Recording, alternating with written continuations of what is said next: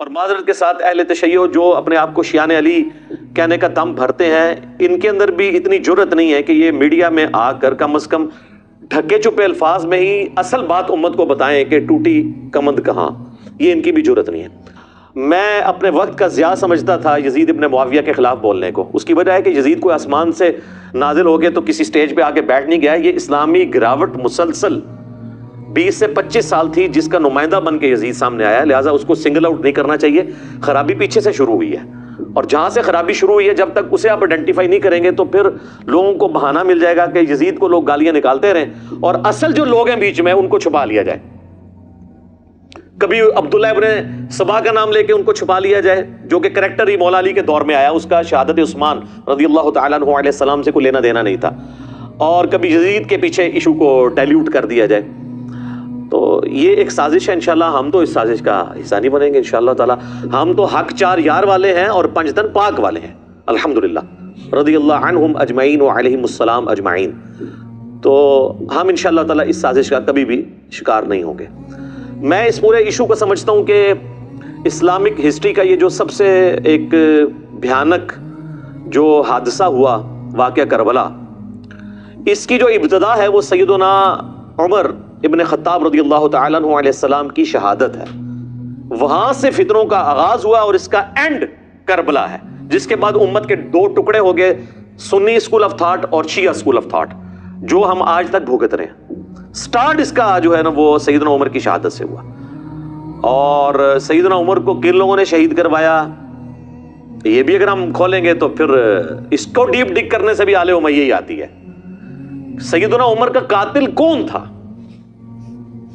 نام لیتے ہیں جی، وہ کہتے ہیں ایرانی تھا جی، ابو لولو فیروز تھا. سر ایرانی تو تھا، وہ غلام کس کا تھا؟ حضرت مغیرہ ابن شعبہ کا رضی اللہ تعالیٰ عنہ. اور بخاری میں یہ موجود ہے الفاظ. اور پھر اس سے اگلا تلخ پہلو یہ ہے کہ حضرت مغیرہ ابن شعبہ پوری زندگی حضرت معاویہ رضی اللہ تعالیٰ عنہ کے دستے راس رہے ہیں. اب اگر میں فلنگ دی بلینکس کرنا شروع کروں تو میں عبداللہ ابن سبا والا جو ڈھونگ انہوں نے رچایا ناسبیوں نے، اس سے بہتر سٹوری احادیث کی بنیاد پہ بلڈ کر سکتا ہوں کہ حضرت عمر کے قاتلین کون ہیں، کہ جنہوں نے پورے اسلامک سسٹم کو نقصان پہنچا کے بعد میں اس کے اوپر قبضہ کیا ہے. اور اس کی سپورٹ میں بخاری کی وہ حضرت عمر کا آخری خطبہ بھی لا سکتا ہوں. صحیح بخاری میں انٹرنیشنل نمبر کے مطابق 6830 نمبر حدیث ہے. حضرت عمر جس سال شہید ہوئے ہیں بس اسی مہینے میں وہ شہید ہو گئے، 26 ذوالحجہ کو. انہوں نے جو آخری حج کیا ہے 23 ہجری میں، تو وہ مینا میں عبداللہ ابن عباس کہتے ہیں کہ اور عبد الرحمن بن عوف کہ ہم بیٹھے ہوئے تھے، ایک شخص نے آ کے کہا کہ امیر المومنین آپ نے لوگوں کی گفتگو نہیں سنی، لوگ کہہ رہے ہیں کہ عمر جب مر جائے گا تو ہم فلاں شخص کی بیعت کر لیں گے. تو حضرت عمر کو بڑا غصہ آیا، انہوں نے کہا مسلمانوں کے مشورے کے بغیر بیعت کریں گے یہ؟ اور انہوں نے کہا میں ابھی منا میں خطبہ دیتا ہوں اور میں اس ایشو کو یہیں پر ختم کرتا ہوں. تو عبد الرحمن بن عوف نے کہا کہ چند لوگوں نے بات کیا، پبلکلی اس کو ہائی لائٹ نہ کریں. کون سی یوٹیوب پہ ویڈیو آ گئی ہے؟ اگر یوٹیوب پہ ویڈیو آئی ہوتی ہے نا تو حضرت عمر کا بھی خطاب یوٹیوب پہ ہی آنا تھا. جب فتنہ عالمی ہوتا ہے نا پھر اس کے لیے عالمی بیانیہ آتا ہے. خیر مدینہ شریف واپس آئے، وہاں کے انہوں نے ایک ڈیٹیل خطبہ دیا. 6830 نمبر حدیث بخاری کی، ہمارے کربلا والے ریسرچ پیپر میں بڑی لمبی حدیث ہے. اس میں الفاظ ہیں کہ کوئی شخص سیدنا ابوبکر کی خلافت کو پلی نہ لے کہ آمدہ بھی کبھی مسلمانوں کے مشورے کے بغیر اس طریقے سے خلیفہ چن لیا جائے. یعنی حضرت عمر یہ سمجھتے تھے کہ حضرت ابوبکر کو بھی کیٹاسٹروفکلی چنا گیا، جس طریقے سے مشورہ ہونا چاہیے تھا ویسے نہیں ہو سکا، لیکن وہ ایک ایکسیپشن ہے کیونکہ امت اس کے اوپر راضی ہوگی. اور پھر دوسری بات، حضرت ابوبکر کے پائے کی کوئی اور پرسنالٹی نہیں تھی کہ امت کوئی کلیم کرتا کہ ہاں جی میں بھی اس لیول پہ آ کے تو میں تابع دار ہوں. ایون مولا علی علیہ السلام نے بھی ان کو 6 مہینے کے بعد ایکسیپٹ کر لیا. اس کے اوپر میری ڈیٹیل ویڈیو ہے، سیدہ فاطمہ کا قاتل کون، تو آپ دیکھ لیں، میں نے سارے ٹروتھ اس کے اندر ریویل کیے ہیں ایک ایک حدیث کے نمبر ڈسپلے کر کے. تو بہرحال حضرت عمر فاروق رضی اللہ تعالیٰ عنہ نے کہا کہ یہ چیما گوئیاں جو میں سن رہا ہوں نا کہ عمر مر جائے گا تو فلاں کے، تو ان کا مسلمانوں کے مشورے کے بغیر تم خلیفہ چنو گے؟ اللہ کی قسم اگر اس طرح ہوا تو پھر اس کا انجام قتل و غارت ہوگا. جس کی بیعت کی گئی اور جو بیعت لینے والے ہیں، یہ دونوں کے دونوں جو ہیں وہ خون ریزی کا شکار ہوں گے. اور حضرت عمر نے اس بیعت کو اسٹیبلش ہی نہیں مانا کہ جو تلوار کی دھونس پر لی جائے. تو یزید ابن معاویہ کی بیعت جو ہے تلوار کی دھونس پہ ہوئی ہے. کہتے ہیں جی وہ صحابہ نے بیعت کر لی تھی. کس طریقے سے بیعت کی تھی تاریخ نہیں، بخاری مسلم بتاتی ہے. انشاءاللہ میں آج سب کچھ کور کروں گا. ریسرچ پیپر میں تو میں نے کور کیا ہے، اس کے علاوہ کئی ایک ویڈیوز کے اندر کور کیا ہوا ہے. تو جو دھونس اور بدماشی کے ساتھ بیعت لی جائے تو بیعت سیدنا عمر کے فتوے کے تحت اسٹیبلش ہی نہیں ہوتی. جب بیعت اسٹیبلش نہیں ہوگی تو لہٰذا اس بیعت کے خلاف کھڑے ہونے والے کو خروج پر مبنی نہیں مانا جائے گا، بلکہ وہ قیام حسینی ہے. خروج وہ ہے جو مولا علی کے خلاف ہوا ہے جنگ جمل صفین اور نہروان کے اندر، کیونکہ ان کی بیعت اسٹیبلش تھی، وہ خلفائے راشدین میں سے ہیں. اس کو بھی میں انشاءاللہ ڈسکس کروں گا. تو یہ میں نے تمہیداً گفتگو کی ہے تاکہ ایک اوورال ڈاکٹرن کلیئر ہو کہ اصل ایشو سیدنا عمر کی شہادت سے شروع ہے، اور اس کی پریڈکشن پہلے ہی صحیح بخاری اور صحیح مسلم میں نبی الاسلام کی احادیث موجود ہیں. اور بلکہ یہ تو ایک پورا ایک ٹاپک ہے دلائل النبوہ کا. امام بیہقی نے آلموسٹ 3,500 احادیث پر مشتمل کتاب دلائل النبوہ لکھی ہے. اس میں ساری نبی الاسلام کی پروفیسیز ہیں کہ آپ علیہ السلام کو ہم اللہ کا نبی اسی لیے مانتے ہیں کہ آپ نے اپنی وفات کے بعد 10 سال کے بعد، 20 سال کے بعد، 30 سال کے بعد، 50 سال کے بعد، 100 سال کے بعد، 500 سال کے بعد، ایون قیامت تک آنے والے واقعات بتائے ہیں، اور وہ اسی طریقے سے ہوئے ہیں. امام بیہقی نے اپنے زمانے تک تو وہ چیزوں کو جمع کیا. ان کی وفات ہوئی ہے 458 ہجری میں. تاتاریوں کا فتنہ بھی ان کے بعد آیا ہے، حالانکہ تاتاریوں کے فتنے کی حدیثیں بخاری مسلم میں موجود تھی. امام بیہقی نے وہ دیکھا نہیں ہے، لیکن ہم تو آج کہہ سکتے ہیں وہ بھی پورا ہو گیا. عمار کو باغی جماعت قتل کرے گی، یہ اس کے اندر ہے. میری بیوی پر خوف کے کتے بھونکیں گے، سیدہ عائشہ پہ بھونکے جب جمل کے لیے نکلی. اسی طریقے سے جتنی بھی پروفیسیز ہیں یہ سب کے سب دلائل النبوہ کے اندر موجود ہیں. یہ ایک پوری کتاب ہے جس کی بنیاد پہ ہم نبی علیہ السلام کو ایک جنگجو بادشاہ نہیں مانتے بلکہ اللہ کا پیغمبر مانتے ہیں. دلائل النبوہ کو اگر احادیث کے خزانے سے نکال دیں تو کوئی شخص بھی رسول اللہ صلی اللہ علیہ وآلہ وسلم کی جنگوں کو جسٹیفائی نہیں کر سکتا. کیونکہ اگر صرف جنگوں کے ذریعے فتوحات کرنے کا نام اللہ کی غیبی تائید ہے تو اسکندر اعظم نے بھی کی ہے. چنگیز خان نے تو انسانی ہسٹری میں سب سے زیادہ فتوحات کی ہیں، اور برٹش امپائر تو دنیا کی سب سے بڑی امپائر تھی. نہ رومن امپائر اس کا مقابلہ کرتی تھی، نہ مسلم کی امپائرز، ایون تاتاریوں سے بھی بڑی امپائر تھی ان کی. تو ہم کیا کہیں گے جی یہ سب کے ساتھ غیبی تائید تھی.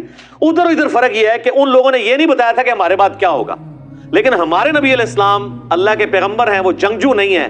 انہوں نے بتایا کہ میرے بعد اس طرح بگاڑ ہوگا. ایک ایک بندے کو انہوں نے پوائنٹ آؤٹ کیا اور منوان پورا ہوا ہے. یہ اس چیز کا ثبوت ہے کہ نبی علیہ السلام ایک جنگجو نہیں تھے بلکہ اللہ کے پیغمبر تھے. امام المجاہدین ہیں. وہ جہاد اور قتال کا دنیاوی بادشاہوں کی جنگوں کے ساتھ کوئی لینا دینا نہیں، نعوذ باللہ من ذالک. تو بخاری اور مسلم کی ایک حدیث ہے، یہ حدیث بھی آپ کو دلائل النبوہ کے اندر مل جائے گی، بخاری مسلم دونوں میں حدیث ہے. نبی صلی اللہ علیہ وآلہ وسلم نے ارشاد فرمایا، میری امت اور فتنوں کے درمیان ایک دروازہ ہے، جب وہ دروازہ توڑ دیا جائے گا تو میری امت پہ فتنے ٹوٹ پڑیں گے. اور وہ دروازہ توڑا جائے گا، کھولا نہیں جائے گا.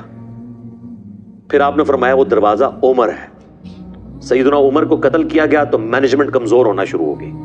سیدنا عثمان بے شک خلیفہ راشد تھے لیکن ان کی مینیجریل سکلز سیدنا عمر والی نہیں تھی.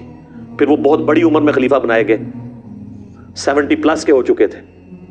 اور پھر کئی ایک چیزیں جو میں آج ڈسکس نہیں کرنا چاہتا، آپ یوٹیوب پہ میرا کلپ دیکھ لیں. سیدنا عثمان کی شہادت کے اصلی اسباب کیا ہیں، میرے ریسرچ پیپر میں بھی ہیں. صحیح مسلم میں اوپر تلے 4 حدیث ہیں. مولا علی کے فضائل والے چیپٹر میں انٹرنیشنل نمبر کے مطابق 6225 سے 6228 تک نبی علیہ السلام نے اپنے آخری حج میں مدینہ شریف آتے ہوئے مکے سے واپسی پہ خم نامی گاؤں میں ایک خطبہ دیا. اونٹ کے پالان کا ممبر رکھا گیا. آپ علیہ السلام نے کنکلوڈنگ گفتگو کی، اے لوگو آگاہ ہو جاؤ، میں بھی ایک انسان ہوں. قریب ہے کہ اللہ کا قاصد یعنی موت کا فرشتہ میرے پاس آئے اور میں اس کی دعوت قبول کر لوں. میں اپنے بعد تم میں 2 بھاری چیزیں چھوڑ کے جا رہا ہوں. ان میں سے پہلی چیز اللہ کی کتاب ہے، اس میں ہدایت ہے، اس میں نور ہے. تم اللہ کی کتاب کو پکڑو، اپنا تعلق اس کتاب کے ساتھ مضبوط کرو. اللہ کی کتاب اللہ کی رسی ہے، جو اسے پکڑے گا وہ ہدایت پہ ہوگا، جو اسے چھوڑ دے گا وہ گمراہ ہو جائے گا. پھر زید بن ارقم کہتے ہیں کہ نبی علیہ السلام ہمیں ترغیب دلاتے رہے، اللہ کی کتاب، اللہ کی کتاب، اللہ کی کتاب. اور پھر فرمایا کہ دوسری بھاری چیز میرے اہل بیت ہیں، میں اپنے اہل بیت کے معاملے میں تمہیں اللہ کا خوف دلاتا ہوں. اور اس جملے کو آپ نے 3 دفعہ ریپیٹ کیا. لیکن امت نے بالکل الٹ کیا، نہ قرآن کو پکڑا اور نہ اہل بیت کو زندہ چھوڑا. تو یہ ایک بہت تلخ چیز ہے. اور نبی علیہ السلام ہمیں غدیر خم کے اوپر ایک وصیت کر کے گئے، اور یہ پلیٹ فارم اللہ کے فضل سے قرآن کی توحید پہ کھڑا ہے اور اہل بیت کے دفاع پر یہ پلیٹ فارم غدیر خم پہ ہے الحمدللہ. غدیر خون کی حدیث تو بہت کم ہی بیان ہوتی تھی، اور کئی مکتب فکر کے لوگوں کو تو اس حدیث کا پتہ ہی نہیں تھا.